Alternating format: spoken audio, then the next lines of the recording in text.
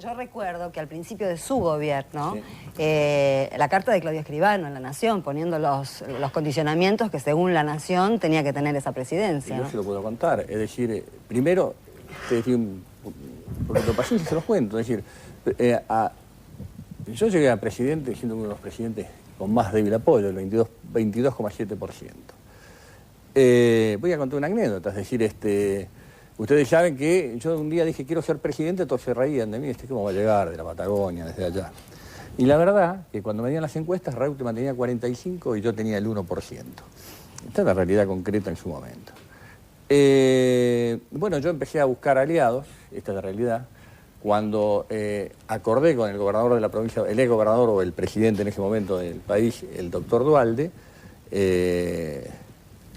Debo reconocer que Cristina no estaba muy de acuerdo, pero decía, mira, no tenemos otra posibilidad, tenemos que acordar para ir construyendo, si no, siempre van a estar ellos. Bueno, son discusiones políticas que evidentemente se dieron, pero ella no estaba muy de acuerdo. Y se dio esas cosas de la historia que terminamos segundos, se retiró el balotaje quien terminó primero, y ¿No lo nombra Popeyeta? Claro. Y me toca, bueno, me viene a ver primero el doctor Duhalde y me dice, esto es una verdad histórica, por eso hoy leí en un matutino lo que salía en la tapa y es absolutamente coherente, y me dice hay que declarar la Corte actual, la Corte de ese momento, tiene que declarar la constitucionalidad de la ley de obediencia debida y las leyes de obediencia debida y punto final.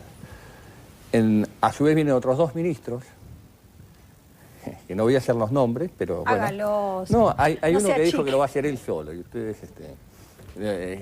buena, digamos, con buena, es decir, leales, consecuentes, han sido con el proyecto permanentemente, yo no tengo, pero que vienen enviados también por Duhalde, por también la idea del general Brincioni, en ese momento.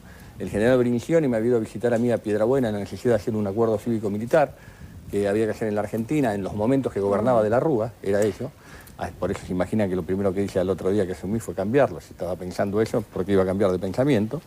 Y yo le digo que me dejen a mí obtener ese rédito político, ya que yo tenía muy poca fuerza, a ver que me dejen que yo sea el eje de la reconciliación en la Argentina y que me dejen dictar, acompañar que la Corte saque la constitucionalidad de la ley de obediencia debida y punto final una vez que yo esté en el gobierno.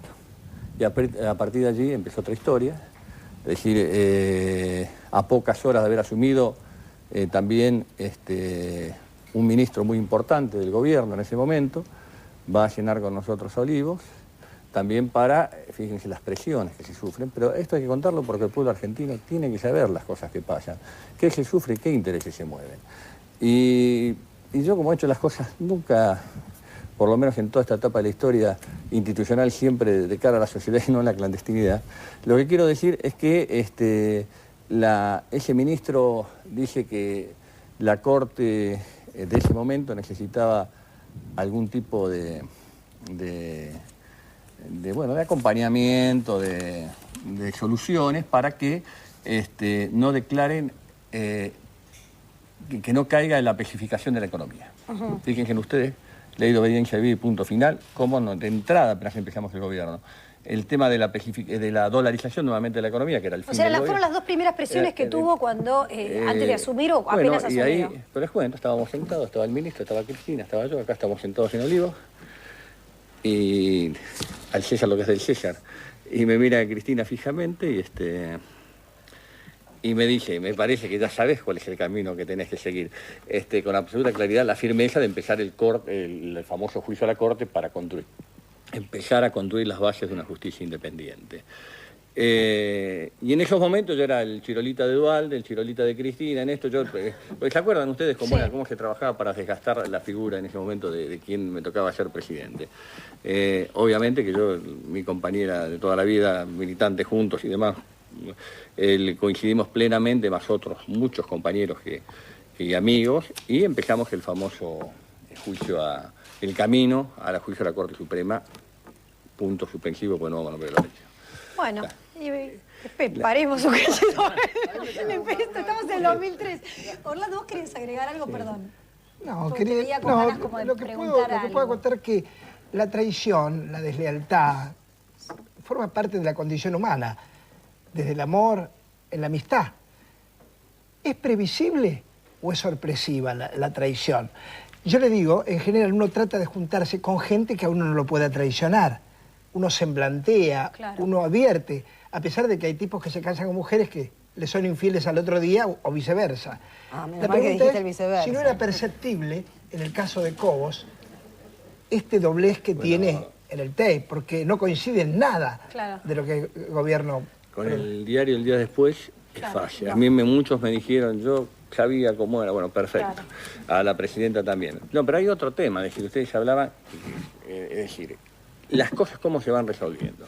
Es decir, yo lo escuchaba el otro día acá a Orlando Barone decir, y yo veía que incomodaba a un amigo, un funcionario del gobierno que estaba, ¿cómo? ¿Por qué Redrado estuvo en el gobierno? Aníbal Fernández. Sí, ¿por qué estuvo en el gobierno? Y yo después tuve la suerte de ver esa parte, y yo le digo, nosotros tenemos que hablar con la verdad y que una explicación política. Ustedes, escúchenme, nosotros acabamos de resolver, quiero aclarar también dichos con todo respeto de Prat Gay. Prat Gay, antes de renunciar, me va a ver y dice, yo quiero poner 2 directores y no renuncio. Yo le di de la mano, muchas gracias por todo, le dije, te agradezco los servicios prestados y le acepté la renuncia. No es que yo le ofrecí seguir 6 años como él dice, sino la verdad histórica que él quería poner 2 directores, a los cuales yo le dije que no, entonces me dijo renuncio y se lo agradecí. En ese momento nosotros estábamos renegociando la deuda externa privada. Claro. Teníamos que hacer una quita de 70.000 millones de dólares. Orlando, yo lo iba a poner a Kuhn, que el presidente del Banco Central. Yo creo que tenemos que hablar con sinceridad, es decir, con todo respeto por el flaco, que no se enoje, pero es así. Es decir, me miraban a mí ya con una desconfianza muy grande el sistema concentrado, el consenso de Washington, con todos los que estábamos negociando nosotros. Veníamos de la declaración de un default que nos había dejado, es decir, que nos había cerrado prácticamente todas las puertas del mundo financiero y de la negociación.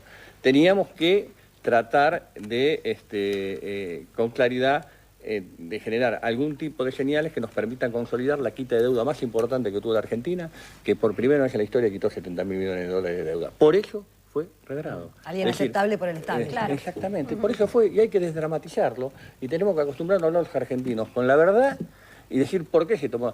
Ahora, claro, desde luego, pasado todo el tiempo, pasado 5 años, pasado y demás, es lógico, puede resultar absolutamente inexplicable. Pero en ese momento histórico, en la acumulación de poder político que teníamos nosotros, en la relación de fuerza que teníamos, en lo que estábamos negociando, en el canje, en la deuda, todavía no habíamos resuelto el tema del Fondo Monetario Internacional, recién empezamos a reconstruir confianza, se entraba a reactivar recién la economía, entonces, evidentemente, teníamos que ir paso a paso. Lo importante era no castrar un proceso. Y cuando lo visitaron Mañito y el empresario automotriz para decirle que Cristina no, ¿a quién proponían? ¿A quién proponían? ¿Quién quería que vaya yo? Que siga. La red.